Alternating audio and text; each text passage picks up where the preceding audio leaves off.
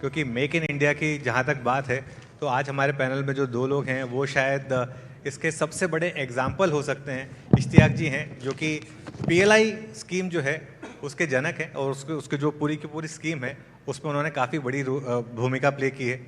तरुण जी हैं, जैसा दीपाली ने कहा कि पहले Indian CEO of Korean company Hyundai, और इन दोनों के लिए प्लीज़ एक big round of applause. Ishtiaq ji, आपसे शुरुआत करना चाहूँगा।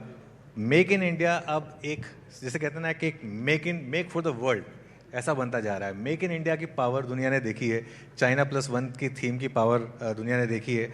क्या अगले 5 से 10 साल में भारत ग्लोबल मैन्युफैक्चरिंग हब बनने की स्थिति में है? जो मेक इन इंडिया है उसको ओवरऑल मैन्युफैक्चरिंग सेक्टर के कॉन्टेक्स्ट में देखना ज़रूरी है। सब माइक थोड़ा ऊपर, थोड़ा माइक ऊपर। हाँ, मैन्युफैक्चरिंग ओवरऑल जो मैन्युफैक्चरिंग का कॉन्टेक्स्ट है उसमें देखना ज़रूरी है। और मैन्युफैक्चरिंग सेक्टर का अगर देखा जाए तो ये विकसित भारत के लिए बहुत ज़रूरी है। हमारी पर कैपिटा इनकम आगे हो इसके लिए बहुत ज़रूरी है। और ग्लोबल वैल्यू चेन में हम इंटीग्रेट करें वो बहुत ज़रूरी है। लेकिन जो आपने सवाल आखिर में किया था कि क्या ग्लोबल मैन्युफैक्चरिंग हब बनने की पोजीशन में है, उसकी जर्नी जो है वो काफ़ी टीडियस भी होती है, लंबी भी होती है। अभी हमारा जो मैन्युफैक्चरिंग शेयर है वर्ल्ड में वो करीब 3% के आसपास है। अगर चाइना का देखा जाए तो 28-29% है, तो फासला काफ़ी है। और इसके लिए अब मैन्युफैक्चरिंग में अगर हम चैलेंजेस की देखते हैं तो चैलेंजेस, सबसे बड़ा जो चैलेंज होता है मैन्युफैक्चरिंग इकोसिस्टम, इंफ्रास्ट्रक्चर को लेकर चैलेंज होता है। दूसरा जो हमारा जो कॉस्ट ऑफ कैपिटल है, जो मैन्युफैक्चरिंग हम करते हैं तो हमें कितना महंगा पड़ता है बनिस्बत हमारे जो कंपीटिंग इकानमीज है, चाहे थाईलैंड हो, वियतनाम हो और कंट्रीज़ हो। तीसरा हमारा जो है R&D का जो इन्वेस्टमेंट है वो ग्लोबली काफ़ी कम है। हम लोग 0.7% में हैं, ग्लोबली 2.5%, 3% तक जाता है, तो इनोवेशन की कुछ कमी रहती है। चौथा जो पॉइंट हम कहना चाहेंगे वो है मार्केट एक्सेस का, कि चाहे वो एक्सपोर्ट हो चाहे वो डोमेस्टिक मार्केट में बेचना हो, क्योंकि हमें compete करना पड़ता है जो ज़्यादा इंपोर्ट्स होते हैं। और आखिरी और शायद सबसे ज़्यादा अहम बात है वो है ईज़ ऑफ डूइंग बिजनेस और रेगुलेटरी चैलेंजेस की। अब सवाल उठता है कि ये चैलेंजेस हैं, ये हर किसी को मालूम है, लेकिन इस पर सरकार ने क्या किया है, अगर वक्त हो तो मैं उस पर जाना चाहूँगा। वो बहुत ही ज़रूरी है क्योंकि वो पूरे सवाल को एक्सप्लेन करेगा। अगर इंफ्रास्ट्रक्चर इकोसिस्टम की बात करें तो गवर्नमेंट ने नेशनल इंडस्ट्रियल कॉरिडोर की स्कीम लॉन्च किया है, चाहे वो DMIC हो, CBIC हो, ईस्ट कोस्ट इकोनॉमिक कॉरिडोर हो, तरह तरह के जो है कई इंडस्ट्रियल टाउनशिप्स बन रही हैं। थीमेटिक पार्क्स भी हैं, चाहे वो PM मत्रा हो, बल्क ड्रग पार्क्स हो, मेडिकल डिवाइसेस पार्क हैं, वो बन रहे हैं। अभी आपने देखा होगा कि गवर्नमेंट ने अनाउंस किया था कि 100 प्लग एंड प्ले पार्क्स बनेंगे, जो कि बहुत ज़रूरी है इंडस्ट्रियल प्रोडक्शन को जल्दी शुरू करने के लिए। और साथ में 200 जो लिगेसी क्लस्टर्स है उसको रिजुविनेट करने की बात कही गई है। तो रही बात जो इंफ्रास्ट्रक्चर सेक्टर में जो बहुत ही फाउंडेशन होता है मैन्युफैक्चरिंग का, उस पर काफ़ी काम हुआ है। नंबर 2 पॉइंट पे हम जाना चाहेंगे वो टैक्स पे देखिए। तो GST का इंट्रोडक्शन हुआ, पूरा इंडिया एक कॉमन इकोनॉमिक मार्केट हो गया, और साथ साथ जो डायरेक्ट टैक्सेस में कॉर्पोरेट रेट्स काफ़ी रेशनलाइज हुए हैं। तीसरा पॉइंट हम कहना चाहेंगे कि आप ईज़ ऑफ डूइंग बिजनेस में देखिए, 2014 में हम लोग रैंक करीब 142 थे, वो काफ़ी काम किया गया, वो बढ़ के हमारी 63 रैंक चली गई। लेकिन सिर्फ उसी से हमें संतुष्टि नहीं थी, हम लोगों ने BRAP पे काम किया। डिफरेंट स्टेट्स जो है ईज़ ऑफ डूइंग बिजनेस के लिए काफ़ी काम कर रहे हैं। अभी आपने पिछले 2-3 महीनों में देखा होगा काफ़ी ज़्यादा रेगुलेटरी चेंजेस हुए हैं। अगर हम उनका नंबर बताएं तो कम से कम 85 ऐसे हैं जो कि इम्प्लीमेंट हो चुके हैं, और सैकड़ों ऐसे हैं जो कि इम्प्लीमेंट होने की कतार में हैं जी। तो जैसे आपको एग्जांपल देता हूं कि जब EC क्लियरेंस होता था तो करीब 30 से 40% ग्रिड कवर छोड़ना पड़ता था, अब उससे कितना इंडस्ट्रियल लैंड जो है, जो महंगा लैंड है, वो वेस्ट होता था, उसको घटा के 15 से 20% किया गया। बिल्कुल। आप कंसेंट टू ऑपरेट है, उसका रिन्यूअल लेना पड़ता था, उसको परमानेंट कर दिया गया। कंसेंट टू इस्टेब्लिश है, उसके लिए इंस्पेक्शन होता था, कहा गया कि आप थर्ड पार्टी कर लीजिए। FSSAI के तमाम रिफॉर्म्स किए गए हैं। एक बहुत ही अच्छा केस है कि QCOs में देखिए, QCOs में इंटरमीडिएट्स और रॉ मटेरियल, बिल्कुल। उन पे काफ़ी ज़्यादा हम लोगों ने काम किया है। तो जो फाउंडेशनल काम है वो काफ़ी हुए हैं, स्ट्रक्चरल काम काफ़ी हुए हैं। पब्लिक प्रोक्योरमेंट पॉलिसी लेके आए हैं, इसमें कि डोमेस्टिक वैल्यू एडिशन मैंडेटेड है, और साथ में जो लोकल वेंडर्स हैं उनको प्रेफरेंस दिया जाता है। और आखिरी पॉइंट इसी सवाल में ऐड करना चाहूँगा कि हम लोगों ने काफ़ी ज़्यादा FTA रिसेंटली इंटर किए हैं। करीब कुल मिला के 38 देश उसमें शामिल होते हैं, क्योंकि जब मैन्युफैक्चरिंग सेक्टर की ग्रोथ होगी, जब हम हाई इन मैन्युफैक्चरिंग में जाएंगे तो सब हम इंडिया में नहीं बेच पाएंगे। हमें जो एक्सटर्नल मार्केट्स हैं वो करना बहुत बिल्कुल, जरूरी ये है। बिल्कुल सही बात कही आपने। और इसी पर मैं तरुण जी को भी लेके आना चाहूँगा। तरुण जी, Hyundai जैसा एक ग्लोबल ब्रांड, मुझे याद है जब Hyundai की एंट्री हुई, शाहरुख खान को ब्रांड एम्बेसडर बनाया गया, बहुत लोगों को लग रहा था कि मारुति को चैलेंज कर पाएंगे या नहीं कर पाएंगे। मैं ये जरूर कहूँगा कि आपने चैलेंज किया, आपने एक एक्सपैंड किया मार्केट को, एक नई मार्केट दी, एक इनकम्बेंट के लिए एक नया चैलेंज क्रिएट किया, और इतनी शानदार जर्नी रही Hyundai की, आज भी वो कंटिन्यू कर रही है। और जैसे मैं कह रहा था, आज भी बहुत लोग होंगे जो अब शायद Hyundai को कोरियन कंपनी ना मानते हो कि इंडियन कंपनी मानते हो। तो Hyundai जैसे ग्लोबल ब्रांड के लिए अब भारत क्या सिर्फ एक बाजार है, या फिर एक मेक इन इंडिया की अपॉर्चुनिटी है जिससे यहाँ पर आप कारें बनाकर आगे बेच सकते हैं? पहले तो बहुत बहुत धन्यवाद अनुज जी, मुझे यहाँ बुलाने के लिए और इस मंच पर। और आपने बहुत अच्छी बात कही कि एक Hyundai एक ग्लोबल ब्रांड है, और हमने हमेशा ऑफ कोर्स भारत को एक सिर्फ बाज़ार के रूप में नहीं देखा। इनफैक्ट जिस दिन से हमने कदम रखा make in India, export market, क्योंकि हमें दिखा कि भारत में क्या क्षमता है, चाहे वो डेमोग्राफिक था जो कि बहुत ही उत्कृष्ट था, फिर सप्लाई चेन इकोसिस्टम। अब मेरे सहयोगी ने अभी जैसे बताया कि एक ग्लोबल वैल्यू चेन में किस तरह से आप सप्लाई चेन सिस्टम को इंटीग्रेट कर सकते हैं। आई थिंक Hyundai ने देखा कि किस तरह से पहले हमने तमिलनाडु में उसको डेवलप किया, और उसके बाद जब हमें मौका मिला तो हमने पुणे में जो तालेगांव में प्लांट बनाया, वहाँ पर फिर दोबारा डेवलप किया। और एक्सपोर्ट अगर आप शुरू से लेकर अब तक देखते हैं, लगभग हम 39 लाख गाड़ियाँ एक्सपोर्ट कर चुके हैं, और क्यूमुलेटिव पे Hyundai भारत की नंबर 1 एक्सपोर्टर कंपनी है। तो हम ये मानते हैं कि भारत में बहुत ज़बरदस्त क्षमता है, और अभी शुरुआत है।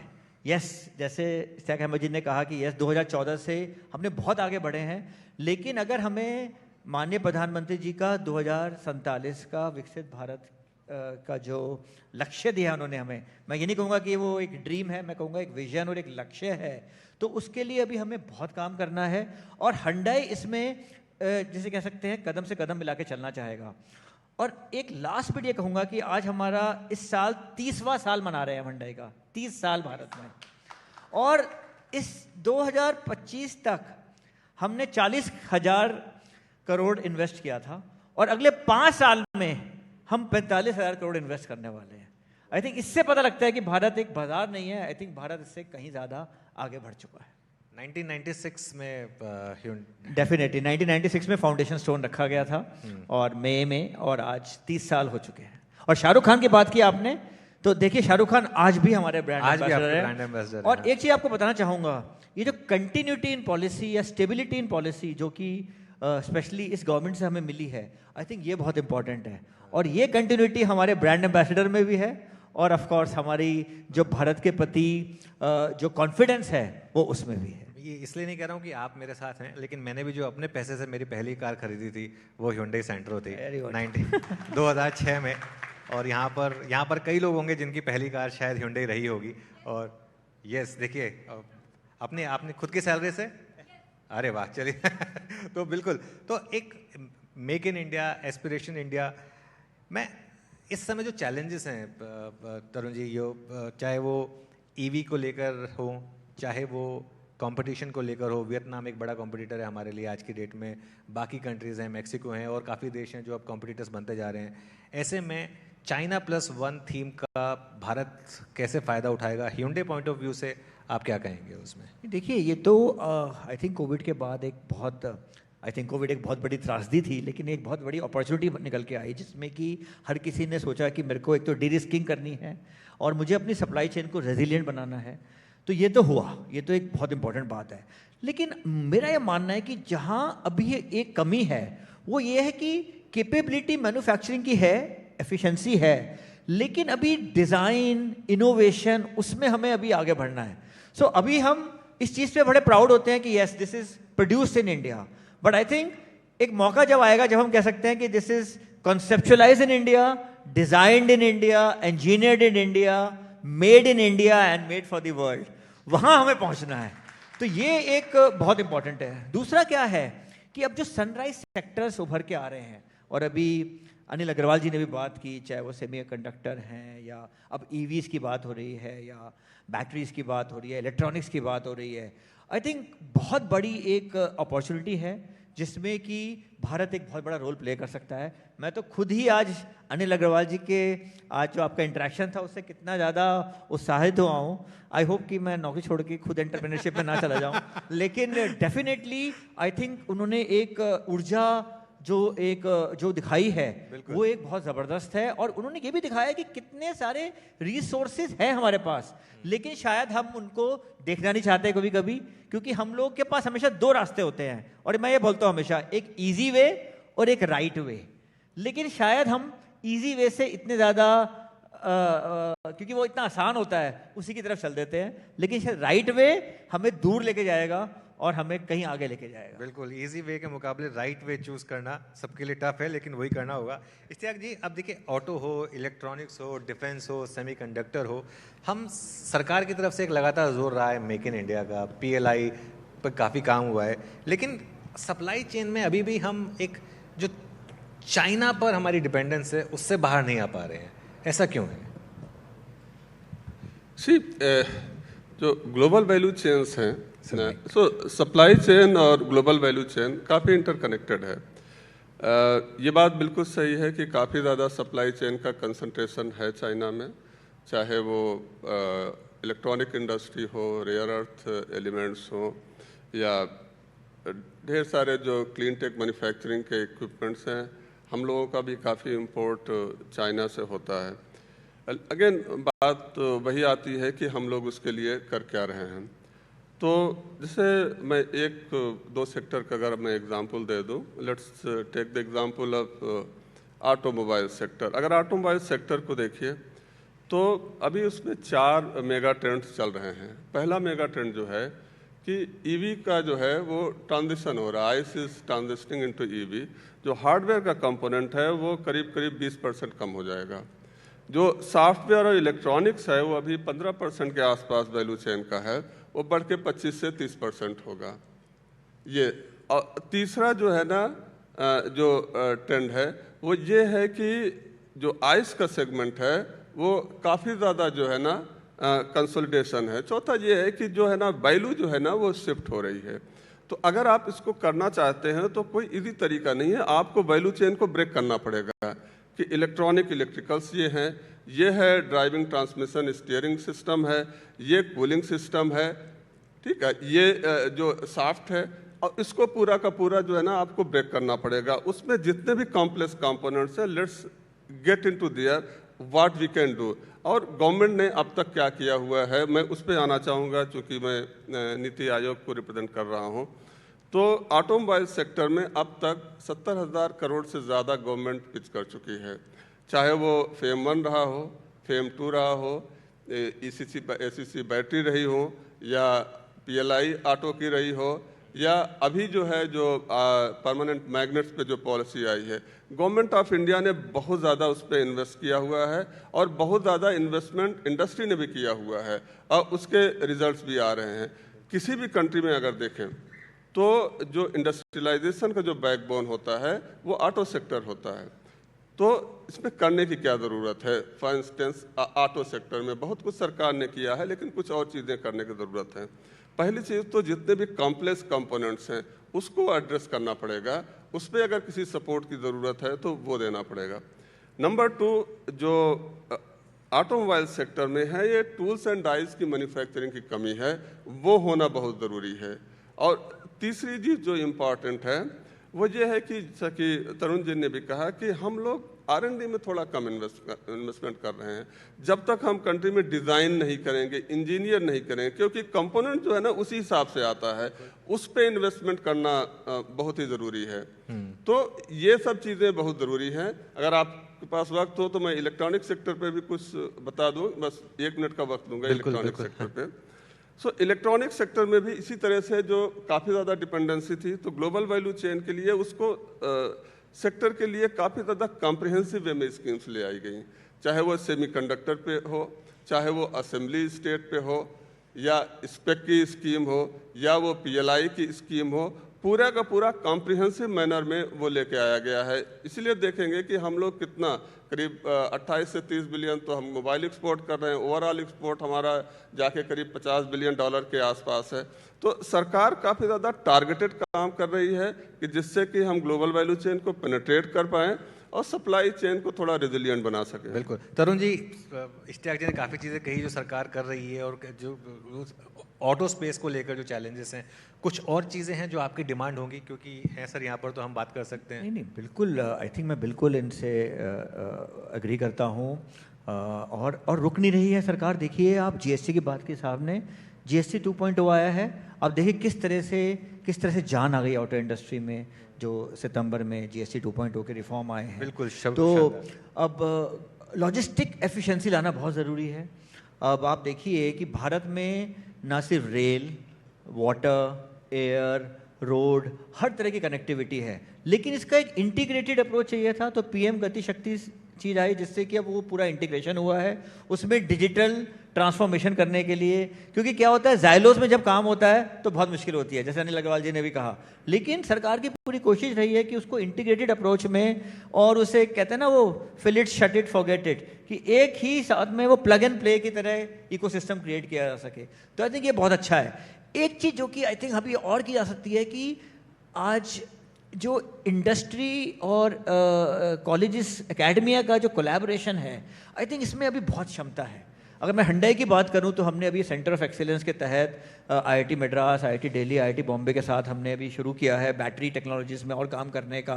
और मेरा ये मानना है कि इसमें अगर किसी तरीके से और ज़्यादा अगर काम किया जाए तो बहुत ज़बरदस्त क्षमता है कि कितने IP नए क्रिएट किए जा सकते हैं, किस तरह से, क्यों हमें US के ही ज़्यादा IPs होते हैं, क्यों भारत में नहीं आ सकते। अब देखिए, जब ये स्टार्टअप कल्चर शुरू हुआ, आज कितनी तेज़ी से स्टार्टअप्स इवॉल्व होके आए हैं। तो ये एक एरिया है जहाँ पर मेरा यह मानना है कि अभी बहुत कुछ किया जा सकता है। और हाइड्रोजन एक दूसरा एरिया है। हुंडई ने भी IIT मद्रास के साथ अभी हाइड्रोजन का इकोसिस्टम बनाने की कोशिश की है, ना सिर्फ गाड़ियों के लिए, लेकिन एनर्जी सिक्योरिटी के लिए भी ग्रीन हाइड्रोजन आगे जाके एक बहुत बड़ा रोल प्ले कर सकता है।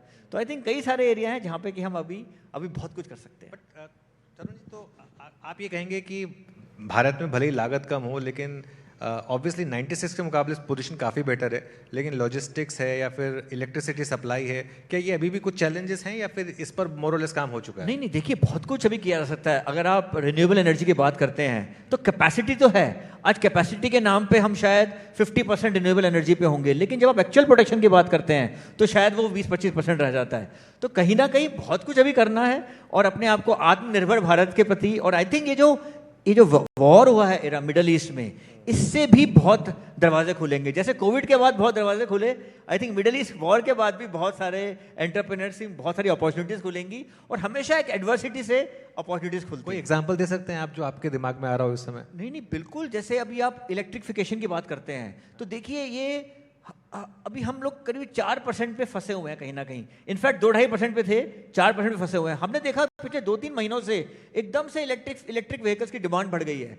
तो मेरे को लगता है जो एक धक्का लगना था ना इलेक्ट्रिक व्हीकल्स को, वो शायद इस मिडिल ईस्ट वॉर से लगेगा। और इलेक्ट्रिफिकेशन बड़ी तेजी से, नीति आयोग की रिपोर्ट में भी कहा गया है कि भाई ओवरऑल ऑटो इंडस्ट्री में 30%, मे बी 4 व्हीलर्स में 15-16%।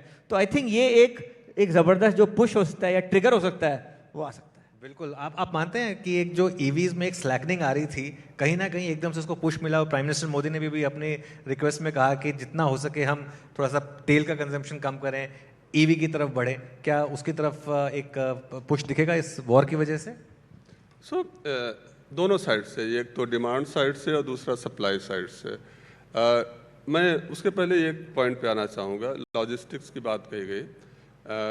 लॉजिस्टिक्स में अगर इंडिया का कैपिटल एक्सपेंडिचर देखें तो 2011-12 के आसपास हमारा 3 लाख करोड़ था, 2019 के आसपास शायद, और अभी जो है 2026 में हम 11 लाख करोड़ कैपिटल एक्सपेंडिचर कर रहे हैं। जो लॉजिस्टिक्स कास्ट इंडिया की कही जाती थी कि 13 से 14% जीडीपी का है, जो इंडिपेंडेंट स्टडीज़ हैं वो सजेस्ट करती हैं कि 8 to 9% है। तो ऐसा नहीं है कि ये अपने आप हो गया है, काफ़ी ज़्यादा लॉजिस्टिक्स सेक्टर में इन्वेस्ट किया है गवर्नमेंट ने, और चाहे वो पीएम गति शक्ति हो या ढेर सारे इंडस्ट्रियल डेवलपमेंट के प्रोजेक्ट्स हों, या अदरवाइज भी नेशनल लॉजिस्टिक्स पॉलिसी जो बनी है उसके तहत जो प्रोग्राम इम्प्लीमेंट हुए हैं।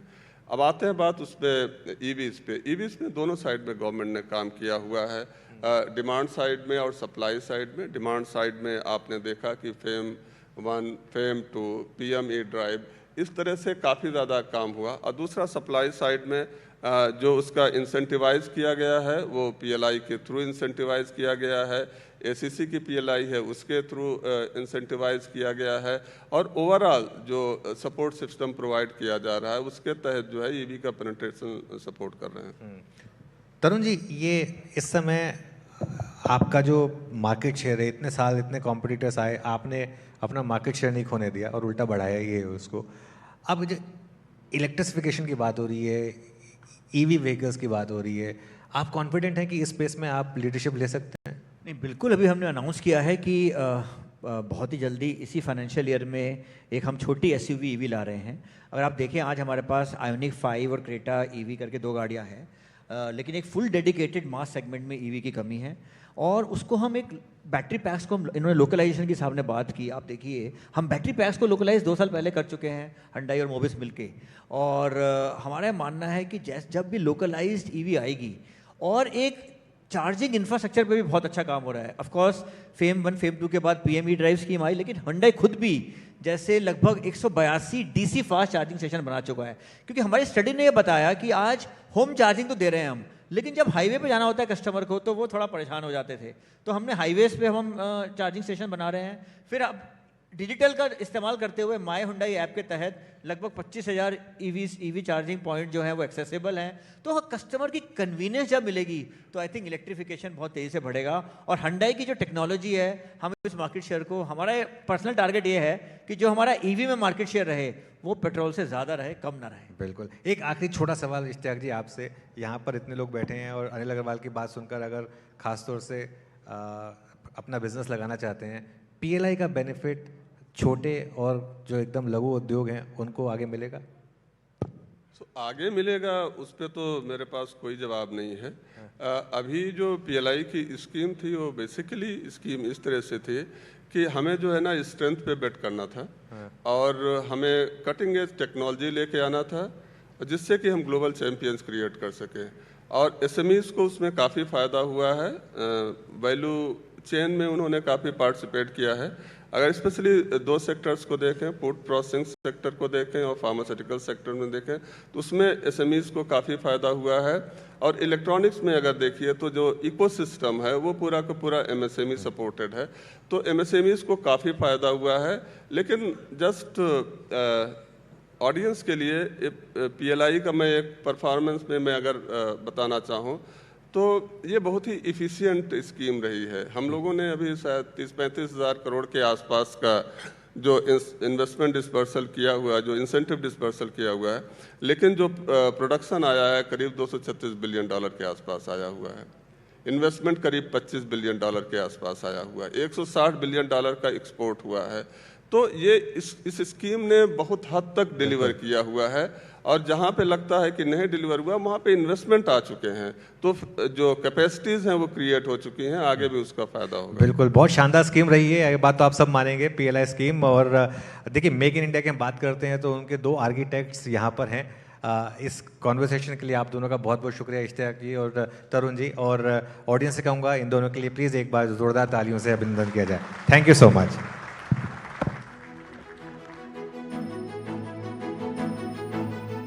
धन्यवाद तरुण जी, धन्यवाद इश्तियाक जी और धन्यवाद अनुज जी इस शानदार चर्चा के लिए।